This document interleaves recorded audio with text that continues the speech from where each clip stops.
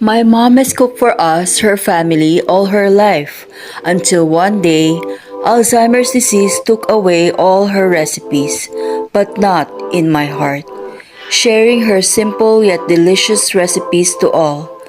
Ma, this is for you.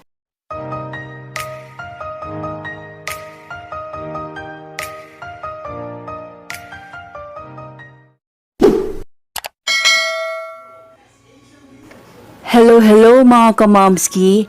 Have you tried this Coca Cola in pork? It really melts in your mouth. Goodness. So you have to try this very interesting recipe which is so delicious and so yummy. Let's start.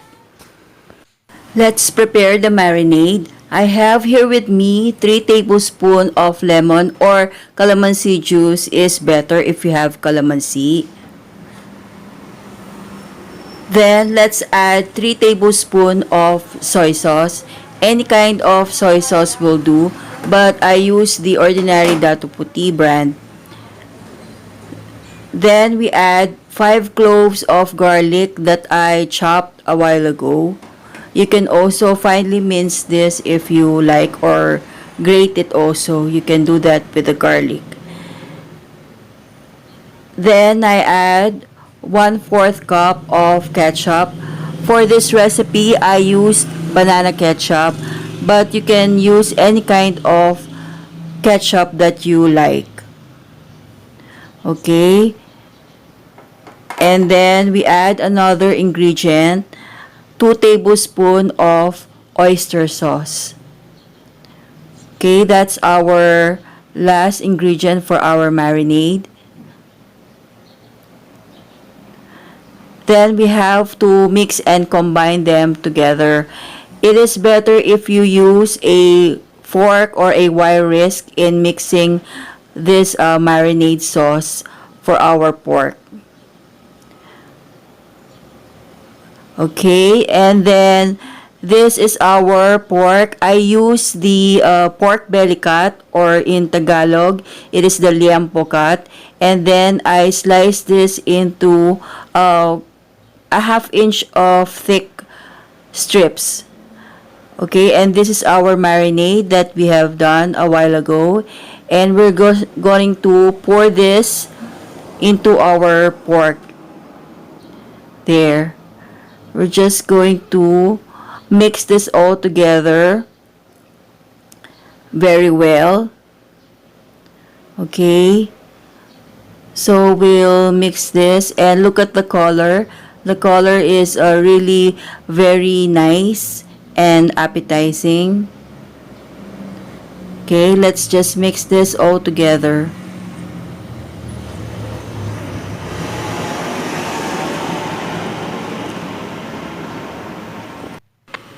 So here now is our star ingredient for our dish.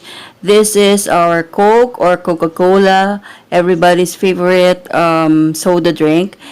And we're going to use just 1 cup of this Coke or Coca Cola to our marinade. So we'll just add this to our marinade. I usually work with Sprite, but this time it's different. So we made this a while ago. We massaged the pork liempo or pork belly with the marinade. And now it's time to add the 1 cup of Coke or Coca-Cola.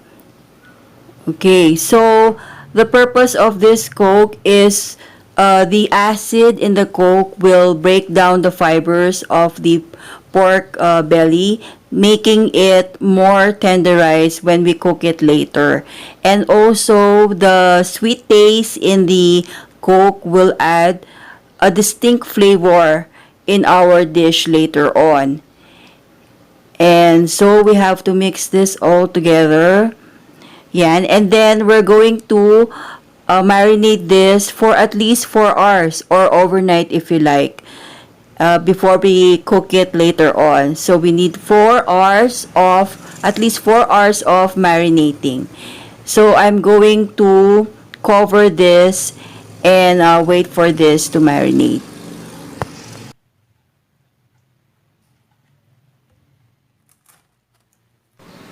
I find it helpful that I will cover this with a cling wrap all over the plate. Okay, and I will put this in the refrigerator, in the ref, for 4 hours or more, because I marinate this in the morning and I will cook this later on in the afternoon for dinner. Okay, so it's now ready to put in the ref. Okay, so I'm about to cook dinner, and I marinated the pork belly in my ref for more than 4 hours. Okay, because I marinated this early in the morning.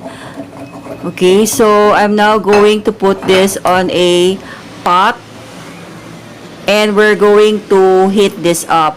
But before we heat it up, I will put around 1/4 cup of butter and slice it into small pieces, and we'll just top it off at the top of the pork belly, and we're going to put a cover in it, and we're going to boil this. So after a few minutes, let's check our pork. As you can see, it's now boiling.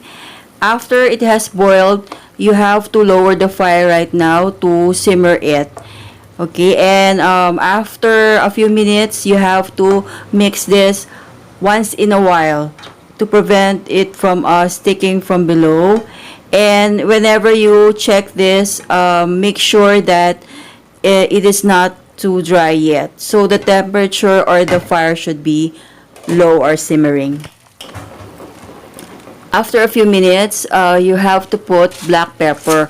Actually, I forgot to put black pepper during the marination. So the pepper has to be mixed during the marination. But that's no problem. We can add black pepper right now. By the way, we're going to simmer the pork for at least 40 to 45 minutes at low fire.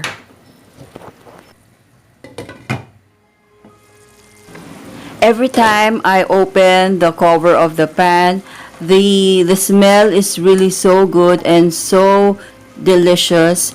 And look at how the sauce has reduced. This is around 35 minutes.